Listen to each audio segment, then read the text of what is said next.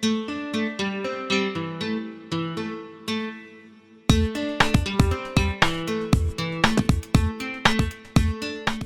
microempreendedor individual começa pequenininho e aos poucos vai se desenvolvendo, aumentando a oferta de produtos e serviços, começa a crescer e de repente, quando se dá conta, já não consegue mais administrar a empresa e atender os clientes sozinho. Esse é o caminho natural para o microempreendedor que se dedica, que não desanima diante das dificuldades que surgem. Uma hora, os resultados aparecem. Então, ele precisa contratar um prestador de serviços. Mas o que fazer? Que passos seguir? Quem vai nos ajudar a responder essas questões é o Gilson Strecha, da Exacta Contabilidade. Gilson, na hora de contratar mão de obra, o que eu devo fazer? Preciso contratar mão de obra. Vamos supor que você esteja crescendo, já esteja faturando aí mais de 60 mil reais acumulado no ano, né? Aqui no ano de 2020.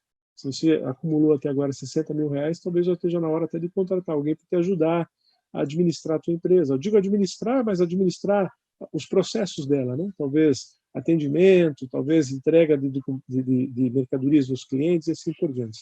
Eu posso contratar um funcionário? Pode. O MEI pode contratar um único funcionário. A legislação permite isso. E como é que funciona a contratação de um funcionário? Muitos têm dúvida, né? Eu quero contratar, mas isso é muito caro. Eu criei aqui uma planilha, que depois vocês vão ter acesso a ela. Eu vou passar para vocês um código QR e vocês podem ter acesso a essa planilha. Você coloca o valor do salário do funcionário aqui, ok? Vamos supor que você vai pagar para o seu funcionário R$ 1.500. Qual é o limite aqui desse valor, tá? A legislação do MEI fala o seguinte, que você tem que seguir, não é o valor do salário mínimo, tá?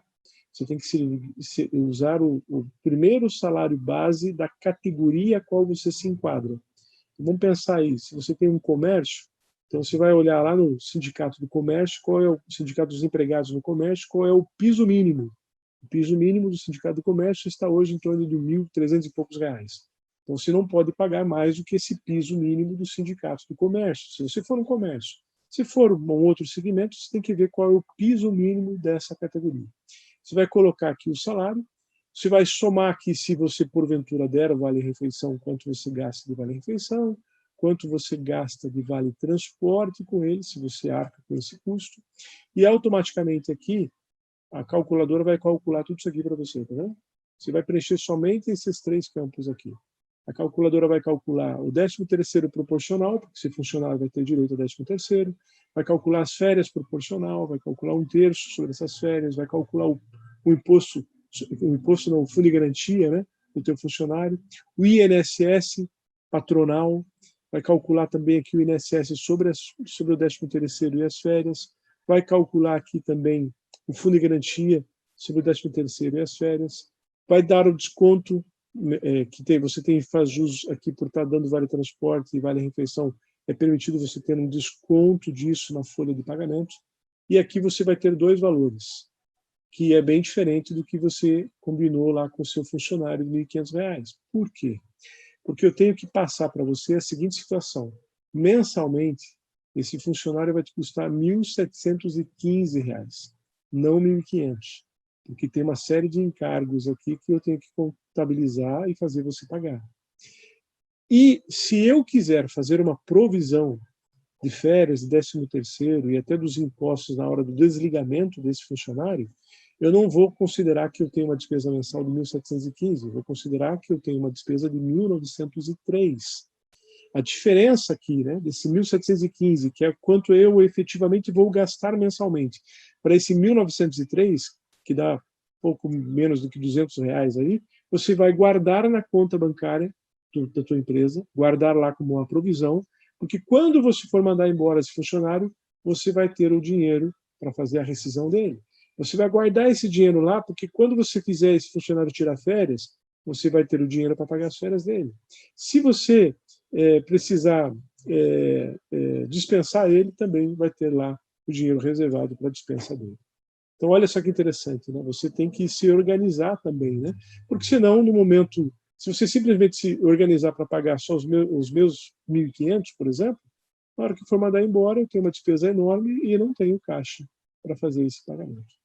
Essa calculadora do MEI contratação, assim que nós chamamos, né, nós vamos disponibilizar para que vocês possam utilizá-la justamente para poder fazer jus ao cálculo do que vocês efetivamente vão gastar mensalmente e aquilo que vocês vão ter que provisionar, que é a diferença desse valor aqui, né? Você vai ter que provisionar para que quando você dispensar o funcionário, quando mandar ele de férias, você tenha dinheiro para fazer o pagamento. Todas essas informações são muito importantes que você lembre delas. Se você não lembrar, não tem problema. Os contadores são experts nisso, né? Você pode contratar um contador, ou pode conversar com um amigo seu, contador, ele vai te dar essas dicas.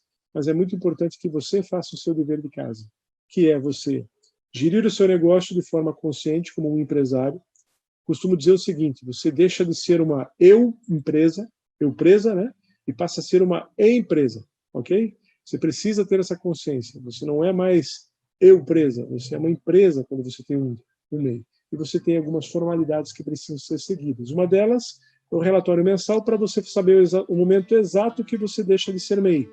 Lembre-se que se você não souber, o fisco vai te avisar e pode ser ardida a conta. E, no caso de uma contratação do funcionário, use essa calculadora, faça as provisões, se organize para o pagamento mensal, que você não vai ter problema.